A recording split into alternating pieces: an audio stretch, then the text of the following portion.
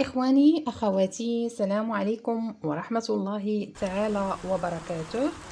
أتمنى أن يلقاكم هذا الفيديو في أتم الصحة والعافية، ومرة أخرى مبارك عليكم هذا الشهر الفضيل، وأتمنى أن يتقبل الله منا ومنكم. اليوم أحبائي جيتكم بواحد القصة أو واقعة، هي واقعة مؤثرة جدا. آه، مجرد ان الانسان يفكر كيفاش غادي يحكيها لكم شي حاجه كتحز في النفس، وللاسف وقعت في مجتمعنا المغربي الاسلامي، واللي متاكده منه انها كيف قلت غادا تترك واحد الاثر عميق في النفسيه ديالكم حتما، وستجعلكم تعيدون التفكير في العديد من المواقف الحياتية التي تحدث من حولكم. قبل أن أبدأ، أتمنى أن تنشروا هذه الواقعة التي ستفتح حتما للناس البصيرة ديالهم، وتخليهم ياخذوا الحيطة والحذر.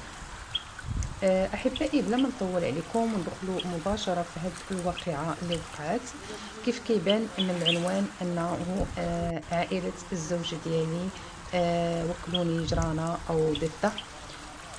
فأنا هذه القصة غنحكيها على واحد السيدة اللي وقعت لها هذه الواقعة، وللأسف وقعت لها من طرف الأهل ديال الزوج ديالها. فهاد السيدة كانت كتعيش بالقرب من المسكن ديال عائلة الزوج ديالها. أحبائي، هاد الواقعة واقعة واقعة في المجتمع المغربي، والسيدة الضحية ديالها لا زالت تعاني الآن من هذاك أثر، اشنو غنسميوه، أثر السم ولا أثر السحر ولا تسمو، ما غادي تصنتوا القصة وانتم غادي تحكموا شنو. المهم ان السيدة كانت كتعيش بالقرب من مسكن اهل الزوج ديالها. عادي كيعيشوا عادي. ربما تكون نقاشات، وحتى وكانت نقاشات، وحتى وكانت ان هاد السيدة نمشيو لابعد، نمشيو لابعد حدود ان هاد السيدة مثلا قبيحة او لا خيبة او لا شريرة. واش كاينه اننا نوضوا مثلا وناخذوا حقنا بيدينا، او اي حق، واحد الحق اللي آه، ما كاينش اصلا. باش ينوض واحد الانسان ويأذي واحد الشخص هكا، ما بلا خوف، بلا ما يخاف من الله سبحانه وتعالى، ولا بلا ما يخاف من القانون. صراحة احنا زعما في بلد اسلامي، في وقت الزمن اللي احنا فيه الانسان واعي.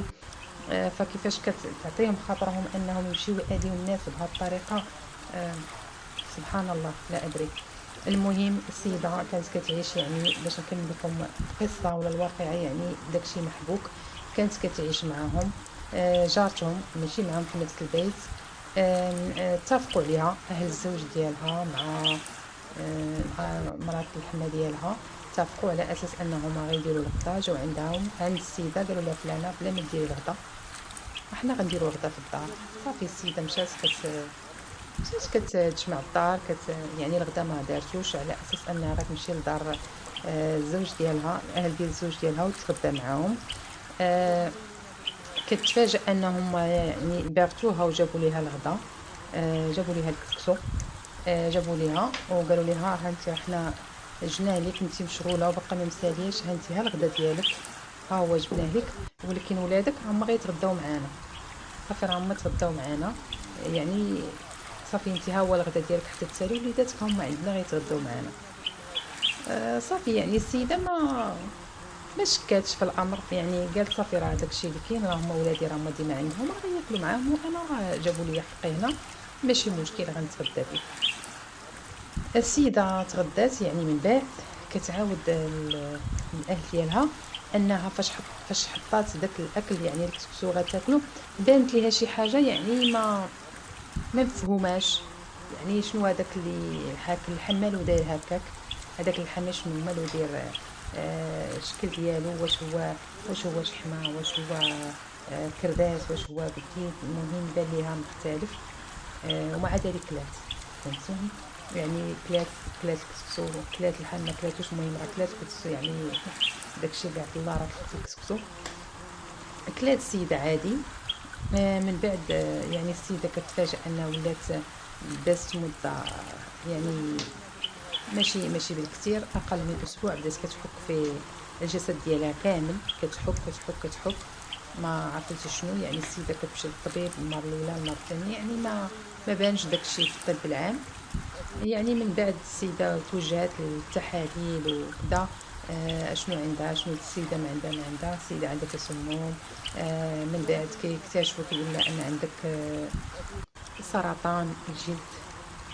يعني السيدة ولات كتحك حتى الجلد ديالها كيتقشر اثر هذاك التسمم ديال هذاك الضفدع. اخواني اخواتي، هذاك الضفدع هما داروا لها في الكسكسو، يعني باش ينتقموا منها. علاش؟ شنو هاد بيناتهم الله اعلم. المهم في القصه، يعني باش ما نزيدش انا شي حاجه ناخذ الاثم على هذا الطرف ولا هذا الطرف. المهم انهم هما سواء كان عندهم الحق، يعني سواء هاد السيده كتأذيهم او ما كتأذيهمش اصلا ما عندهمش الحق، يعني يحاولوا ياخذوا كما كنقولوا حقهم بواحد الطرق غير شرعيه. اللي اصلا هو ما عندهم حتى شي حق، ولكن المهم حتى وكان عندهم، يعني ديك السيده ظالمهم، فانهم خداو واحد الحق ديالهم بلا، يعني بواحد الطريقه غير قانونيه، وبواحد الطريقه اللي هي قلت لكم يكفي انكم تفكروا في هذاك الشيء، النفس ديالك كتقزز، النفس ديالك ما كتبقاش هي هذيك. لا حول ولا قوة إلا بالله العلي العظيم. ما عرفتش، يعني أنا كنقولوا مثلا خصنا نردوا البال، وخصنا، يعني أنا دابا كنقول ما خصهاش تاكل وما خص، ولكن راه ممكن أي واحد فينا مثلا، الإنسان مثلا عادي على نيته، ممكن أي واحد فينا توقع عليه بحال هاد المسائل، يعني اللي خايبة بحال هكا، يعني واحد الضربة ديال الشر من شي طرف، يعني قريب، عائلة، صاحب، آه، كتفقدك الثقة في كل شيء. ما كتعرفش مع من كتعامل، يعني واش باقي مازال غادي تثيق ولا ما بقيتيش تثيق.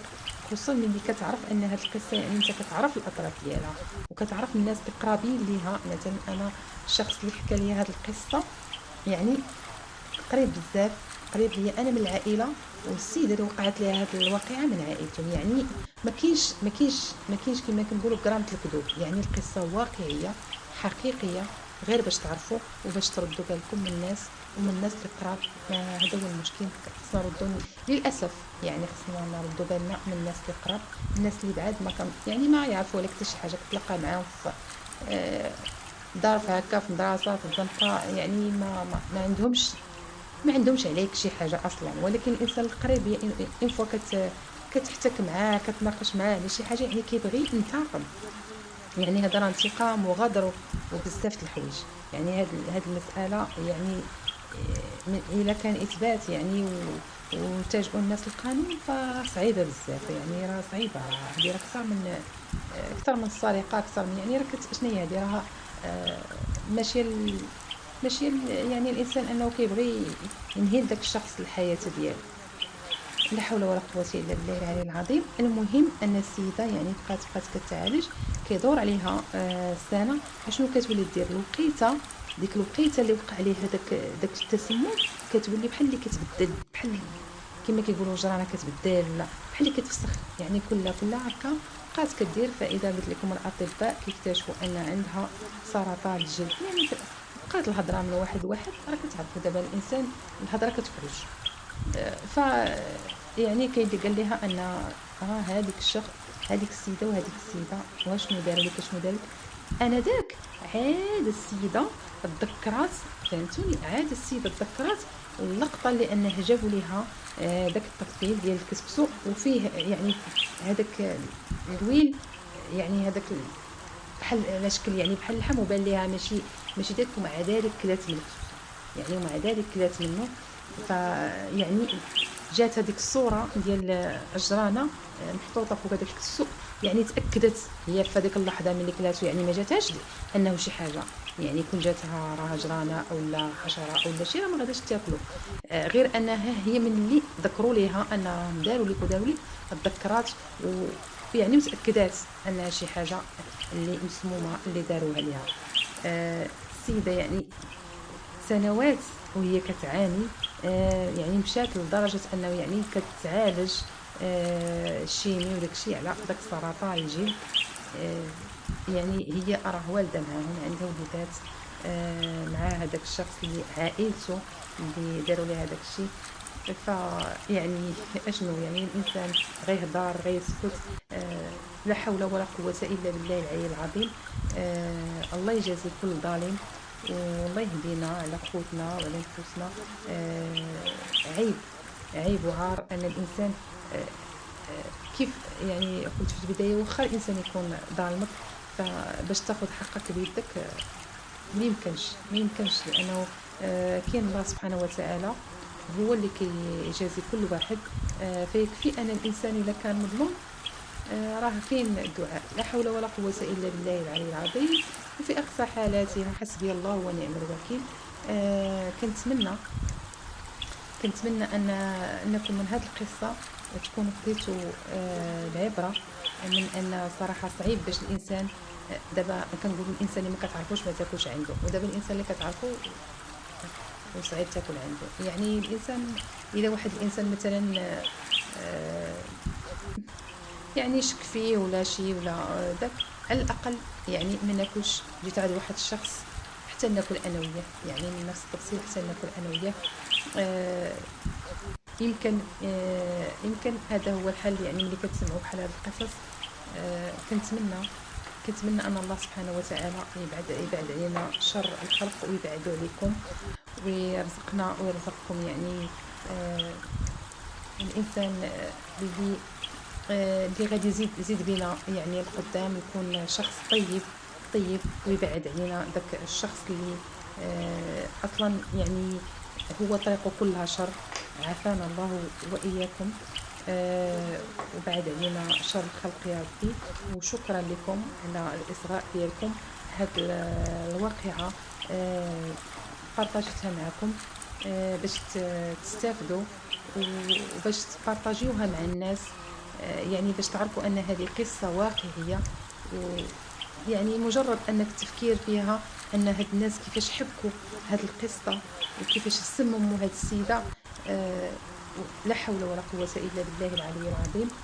وكنتمنى انني وصلت لكم الفكره، وصلت لكم يعني القصه يعني وصلت للاذهان ديالكم. داكشي اللي بغيت نقول لكم وصل للاذهان ديالكم.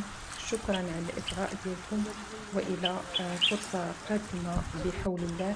والسلام عليكم ورحمه الله تعالى وبركاته.